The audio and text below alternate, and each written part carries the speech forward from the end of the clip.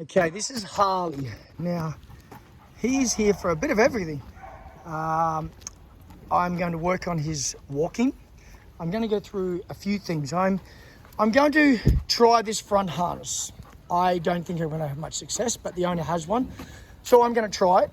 I'm certainly not against any equipment. If it works and it can help me make a dog walk better, this is how he's walking on a slip lead so far. I haven't done no training with him, by the way. I literally just put the lead on him. So obviously he walks terrible. You see him here. So I'm going to go to the front harness, see how we go with that. I'm also going to try a gentle leader, easy walker, whatever you want to call it, different brands, same equipment. Then we're going to put him with dogs. He's very reactive, but we don't know if the reactivity is through lack of socializing, and it's all show, but we need to answer that question. And I have a guess that it's all show. I think he's just lack of socializing, and we are going to see. But here he is walking so far. So I'm now going to clip him to the front harness and see how I go walking there. And then I'm going to go back to the slip lead because I know that'll work for me. But the problem with some equipment, some of it's based on your skill. What I mean by that is a slip lead works great for me. I know what I'm doing. I can use one very easily, and a flat collar, anything pretty much. I can get a dog walking fairly well on. But if you are low skilled and it comes to a handler and your skills, it's going to be challenging. So we need to find equipment for each owner that matches their skill level, and I believe a Halty is probably the best thing for that. But once you get dog used to the process of wearing one, they do the work for you. You don't need the skill, if that makes sense. That's why I'm a fan of a Halty for someone who doesn't have a lot of knowledge with dog handling.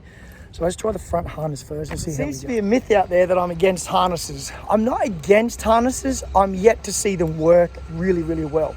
But that being said, I have not tried a front pull harness. So I'm curious to see how it works and see if I can control a dog. What I do know won't work is I might be able to walk this dog and stop him pulling on the front harness, but what I can't do is stop reactivity because I have no control of his head, and he can look where he wants and do what he wants with his head. That is my problem with them. There's no head control. And then when you have a reactive dog, you need that head control. I might be able to get him walking, but like I said, it's limited in its aspects of control for reactive dogs. Here he is here. We apply the same principles with your walking.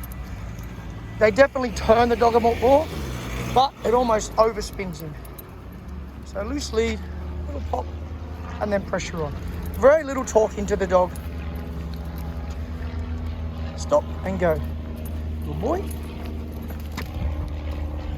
Good boy. Don't need to cue him.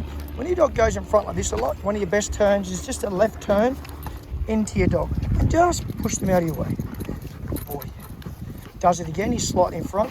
Just turn into the dog, use my legs, drive him out of the way. Good boy. This is what I'm talking about, skill. See the dog here up front? I turn, I lift my knee, and I just drive through the dog. Nothing too hard, but I just teach him he's got to get him away. Now this walking better now is more of a combination of my turns than the harness, I know for a fact, but so far he's walking better. I can't deny that. Good boy. That's the way. Little turns. I wish I had someone here filming who could show you a bit further away from here, but I'm doing my best to film and show you guys. So he's dropped back there. That's not because of the harness, that's because of my left turns. We'll do it again. Good boy. Good boy, buddy. And then when we do our pressure, if he does walk up front, we just do a little stop and make him check in with us. Let's do a right turn. Let's go, quick. Yes, nice loose lead, good boy. Very trainable dog. A lot of it also comes down to, is the dog trainable? I'm certainly not dissing on harnesses, I'm really not, but it's not all the harness all the time. It's mainly the handler and the dog, how good they learn. Let's go left turn again. Good boy, good boy. There we go, we just turn into the dog. There we go, so that's a little bit on the harness. Leave it. Good boy, good, leave it. I've literally just put this dog with me, so not very long into the video. Let's go, quick. Nice loose lead. Little pop, good boy. No food, I'm not using any food with him. Good boy. Food just doesn't work with reactive dogs. It will at a threshold, but it doesn't close up. I just tried before, he was never gonna take a biscuit to stop barking at a dog.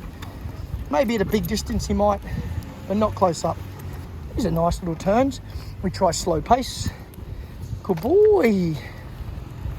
good boy. Good boy.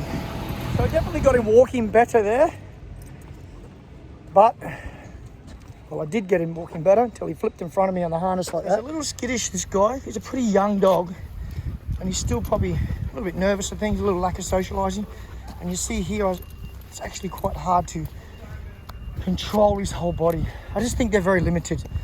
I can probably control him, well, I can control him maybe pulling straight forward. But when it comes to left and right, turning his head and moving, pretty challenging. But I'm prepared to give anything a go and see how it goes. I think you can use different equipment for different parts of a dog's life. You know, if you're on a controlled walk, nothing around, harness might work great. If you're going to go somewhere a lot busier and you know he might be reactive, you might need to go to a gentle leader, which I'm going to switch to now. Good boy, but that's nice.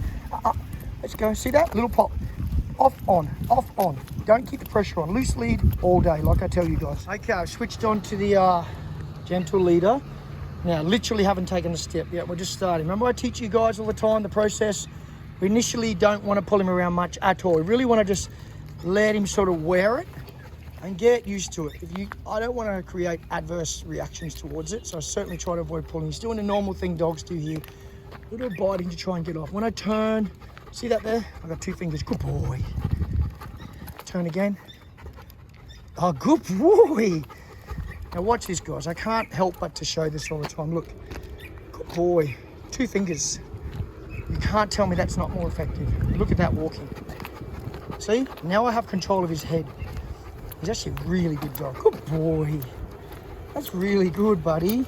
Little turn, watch. Pop. And then pressure off. Off. Don't keep it on. When he follows, he needs to know that he's doing the right thing. And he won't know that if you do this. If you go turn, pop, and then keep this tight, he's going to naturally fight against it like that. See what he's doing? Loose lead, everyone. What a good boy. So for me, straight away, this is the tool he needs. Slip lead, yeah, great. If you know what you're doing, they're really good. Love them. But you need to know. This here is doing the job for the handler. You don't need to have high skills. Once someone gets your dog used to it, like I am, with this guy, look at that. Beautiful. It's like perfect walking. Good boy, you don't need any better than that. Harley, sit. Good sit. Good boy, bud. You're a good boy. Yes, you are, Harley. Hey, up here, bud. Hey, good boy. Let's go. See the difference? I have control of his head, not in a bad way. You guys out there saying this is cruel and it's terrible and adverse, come on. This is not terrible. This dog's fine. He's walking great. He's happy. I'm not having to pull the lead. He's doing amazing. Good boy. Look. 2 fingers, literally 2 fingers holding the lead. And he's walking right by my side. Good. Let's go. Little pop, see when he does that? Let him look at the item. It's something noisy. It's distracting him. Don't. When your dog does that, looking at something through curiosity, it's a young dog and learning. When they look and they get a bit sort of shy and nervous, don't give big corrections. Don't connect negativity with them just looking at something. And we don't want to make those connections. Just let him look and then gently encourage them away. They have to explore. They have to get to see the world and understand what these things are, and they don't need to be scared to them. And you need to override the reaction of taking them away from a lot of things they might be nervous of. I encourage you to go closer within safety, but work closer towards the item, not further away from the item, and get them exploring and learning all about the world, yeah? But this thing works great. I've definitely discovered Harley is a very, he's a nervous dog, probably because he hasn't experienced a lot. So he's a bit jumpy with noises and some trucks and stuff like that. And we just need to expose him more and we're working through all those issues. And now we're going to test Harley's reactivity. There's a dog over there, lots of dogs there, but one here now. We're going to get reactivity, but that is not always an accurate reflection of your dog's true personality. In other words, are they going to attack a dog or not? It can be misread a lot of times, especially through a fence, even if I get barks here. Probably going to get a little bit.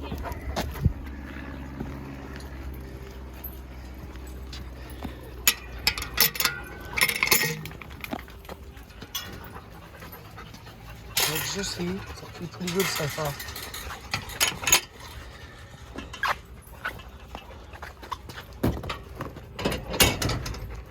Good boy, Harley. Okay, so this is the last part of your session today, Harley. To see what you like with other dogs. I wish I got the reactivity at the start. It was big. But it was mainly relating to other dogs barking at him. He was more reactive than not proactive, but being an instigator. He was reacting to their barking, which is a good sign. He wasn't looking to be cranky. He's just a young dog, and I think he's more just doesn't know the rules yet. Doesn't have those social etiquette and those manners. But hopefully we can assess that and see that Harley goes great. Hey Harley, so he can be with other dogs. Let's do it. So we're gonna start with a young puppy named Pumbaa. We're gonna do it at a distance. And because I think you start with a nice young, like non-threatening dog first to see how he goes. Initial reaction. A bit of stiffness. Not always a bad sign. We're going to wait and see. He may be really reactive. I don't know yet. We're going to start at this distance. Okay, so Rosie's going to hold Pumbaa. I want to see if he'll come in at least sniff. Say hello to a dog in a nice social way. Good boy.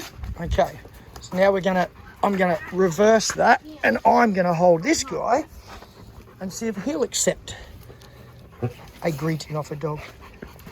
That's okay. Good boy. Good boy. Hey, Pumbaa. Good boy. That's okay. That's okay. Good boy. Good boy. Good boy. Good boy. Now, I actually feel good about it. Yeah. We'll go slow, but we'll see. Okay? Good boy, mate. You can do it. Tail's pretty good. And I'm going to let this guy approach. I'm going to let the dog I'm assessing do the approaching. I'm just watch his body language. This is why I like the Halty, guys. See it? The Halty, how much of control it gives me. If he does have a little growl, I have much more control over it compared to that harness. Good boy. It's a little bit of... That's pretty good. You can see that he's definitely uncomfortable. Like he's new to it. We always keep on the far side of the lead so we can correct the dog. Pumbaa's letting the greet happen. That's nice. Good boys.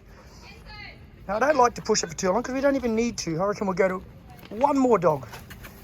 Good boy, Pumbaa. Good boy. Enzo is a very excitable golden retriever. But again, I tell you all the time, complacency is what gets you and dogs hurt. So we don't be complacent. We'll start this time with letting him get greeted from the back. And we're going to bring Enzo in. He'll stare and do his thing. But I want to see if he can at least let a dog come behind him and somewhat greet him. Even if Enzo chooses not to greet him too much, at least he can stand there and not go crazy. He doesn't even have to do the sniff. You don't want to do it, mate. It's all right. It doesn't matter if he doesn't do the sniff.